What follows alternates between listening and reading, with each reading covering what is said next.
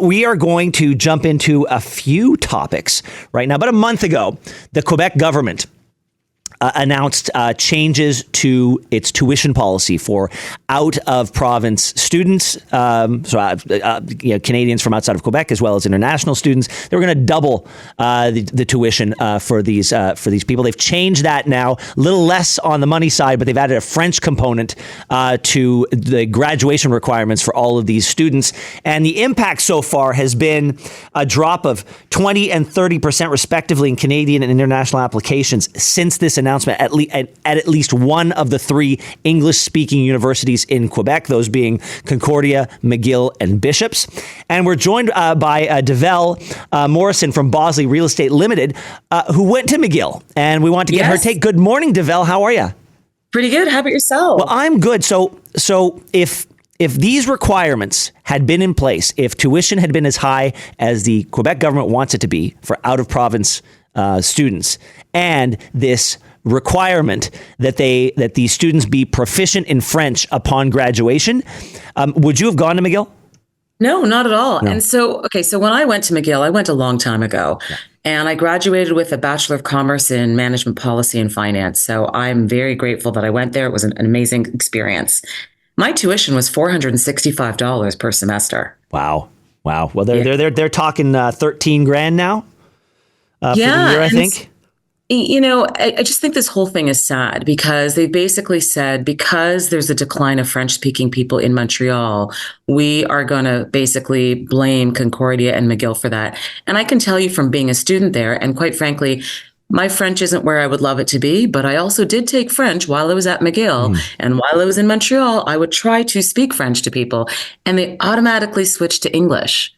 Because they can see that you're struggling. And I'm trying to learn, which is why I'm struggling, but they automatically switch to English. So to blame these English-speaking universities for the lack of English speaking in Montreal, to me, is crazy. Well, I think there are very real ways that, first of all, there is a need to protect French in Quebec. That is my starting position. You know, it's a province, a little island of French in a sea of English across North America, and it needs to be protected. I get that. But to view these international students and from students from outside of Quebec who want to study in Quebec in the language that they know as anything but a net positive for the province. I mean, they're being viewed as a suck, as a drain, as a problem that needs to be managed. And they're forgetting that in a lot of cases, these people are going to, some of them are going to put down roots in Quebec. And they already contribute in tremendous ways to the economy by renting an apartment, by going out to dinner, by traveling the province. They are a net positive. They bring their money with them and they spend it in the province. And to suggest, and this is going to drive them out. I don't know what these universities are expected to do when enrollment drops off a cliff, but that's what they're facing right now. Absolutely. And people will stop enrolling in those schools. And you've got the poor students who are in there right now, who are now caught in this, that might actually need to change streams, mid-degree into an Ontario school just because of this language component. And, I just think if I walk around Toronto, am I demanding everybody in Toronto speak English? No. When I walk around the cities in Toronto now, I hear so many different languages being spoken. And I think it's a beautiful thing. I don't think it's something to fear. Well, I think the Quebec situation is unique, and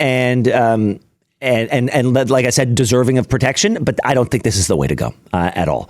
And look, they will see they'll see the effects in the next few years. And you can't just they're going to realize they were wrong. And when they realize they were wrong, they're going to realize it's going to take, for every year that they make this mistake, it's going to take a few years to fix it.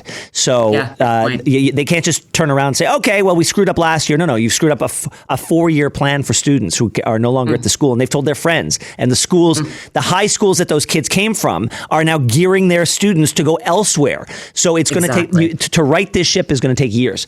Let's move on to some real estate. Okay. Open bidding I'm never buying another home. Let's just be clear. I love the home I'm in. I want to die in the home I'm in. So I'm not going to be participating in any more home buying. But open bidding, which allowing home buyers to see competing bids, has arrived in Ontario. Break that down for us. And what does it actually mean? So essentially, it's up to the seller to choose what they would like to do with their house. So a seller can open up bidding for one round of bidding, for all rounds of bidding, or for no rounds of bidding. It's completely up to them. They could do it for one round. Yeah, but what sort of information is available in an open bidding setting that previously wasn't available? So you could find out, and again, it's up to the seller what they would like to disclose. So they're never going to disclose people's names, but they could disclose their conditions, the amount of money, and the closing date. But they could also change their mind in the next round. And then, let's say, for example, you're going through one round of bidding for you're a multiple offer situation. Let's say it's an open bidding situation, but let's say one of the buyers says, you know what, I'm not so comfortable. I don't want anybody to know what my bid is. Yeah. So that particular buyer doesn't have to have their information disclosed, but they will still get to see what everybody else is bidding. Gotcha. Look, and you don't think a lot of people are going to use this? No, because it's not in the best interest of the seller. Okay. I think that a lot of seasoned agents are going to counsel their clients to say, you know what, you don't want to do this unless it's to their advantage. So perhaps if the bids are somewhat close and you want the buyers to see that. But for the most part, I don't think this is all of a sudden going to be creating open bidding in the city of Toronto. See, I like the idea that people now have the choice. They have the option. The fact that it was banned, I don't understand why. So I'm in favor of anything that empowers the seller of their home to get the best possible deal. If they think it's in their best interest, then they should be able to pursue it. So I like the idea of loosening it up, even if people don't use it. Right? It's an option that they've got. It's an arrow in their quiver. And but you do think that there are some scenarios in which it could be beneficial? Yeah, no, absolutely. There are some scenarios it could be beneficial, but I think that those scenarios are few and far between. I remember, for example, being in a bidding war a few years ago where, the selling agent kept asking me and the other party to come up. And we were getting annoyed that they were asking us to come up in price. But what I realized after everything was done and I had a chat with the other buying agent, we found out that at each stage of the game, we were literally $3,000 away from each other. Oh, really? Oh, interesting. Yeah. And so we thought, that seller agent was just, jerking our chain. But really trying to help. And that would kill a prospective buyer to learn that they lost out on something over a very, very small amount of money, which amortized over 30 years is nothing. Right. And that's exactly what happened. We lost out on the bid over $3,000.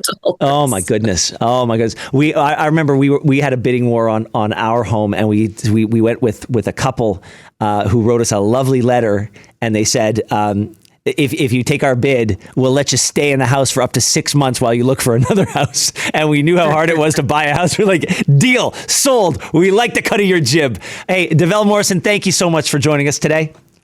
Thanks for having me.